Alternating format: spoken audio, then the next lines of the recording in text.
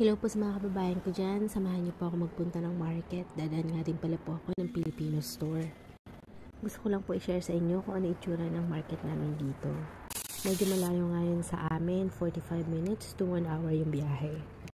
Dalawang bus nga yung kailangan ko sakyan para makarating ng market. Pangalawang bus ko na nga pala yung sa video. Hindi ko na nakunan kanina kasi nahihiya pa ako.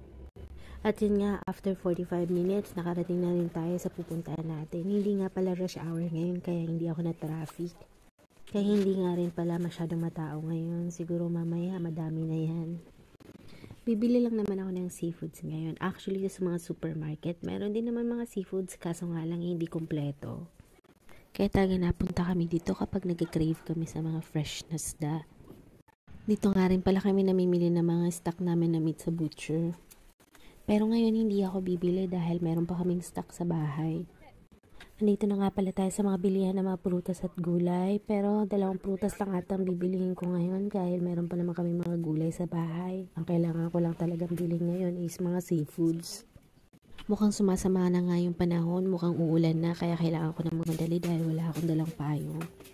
Bumili nga lang pala ako dyan ng 3 pirasong crabs, 1 kilong prawns, tapos 4 na pirasong sea bream tsaka sea bass. Yun nga, umabot tayo ng 67 pounds and 20p. 4,500 din mahigit kapag kinonvert sa Philippine money. Bumili din kasi ako ng frozen squid tsaka ng mackerel. At yun nga, balik tayo dito sa mga bilihan ng mga prutas at gulay. Bumili nga lang pala ako dyan ng 1 tumpok ng pear tsaka 4 na pirasong mangga. Mga 3 pounds lang nga lang yung nagastos ko dito, bale mga 200 dyan sa Pilipinas. At yun nga, ang susunod na pupuntahan natin, itong Golden Oriental Food Store. Ito yung Filipino store na sinasabi ko sa inyo. Palaki na nga ng palaki yung store nila. Dati kasi kapag napunta kami dito sa store nila, medyo maliit lang to. Tsaka hindi pa dito yung pwesto nila. Nakakamiss nga naman talaga yung mga pagkain natin dyan sa Pilipinas. Kapag napunta talaga ako ng Filipino store, parang halos lahat gusto ko nang bilhin. Lalo na yung mga kakanin sa palengke, yun yung mga gusto kong kainin. Sobrang miss na miss ko na nga mga yun. Nakahanap nga pala ako ng frozen na suman dyan. Sa mga oras na nga yan, excited na ako umuwi dahil nga gusto ko na siya isawsaw sa asukal.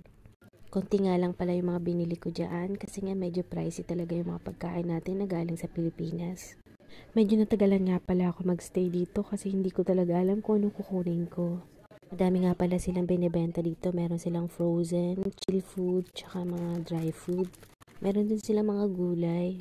Yun nga, umabot din tayo ng 12 pounds mahigit. Bale, mga nasa 800 plus dyan sa Pilipinas. Naglalakad na nga pala ako niyaan papunta ng bus station. Medyo umabot na nga din. Alam niyo ba guys, dito madaming ukay-ukay. Ang tawag namin dyan is charity shop. Sa susunod na mga video ko, subukan natin pumasok sa ukay-ukay. Papakita ko sa inyo kung ano yung mga itsura ng mga binibenta nila dito na second hand. At yun lang, hanggang dito na lang yung video ko. Salamat po sa panonood. Sa uulitin, please like and follow my page. Bye!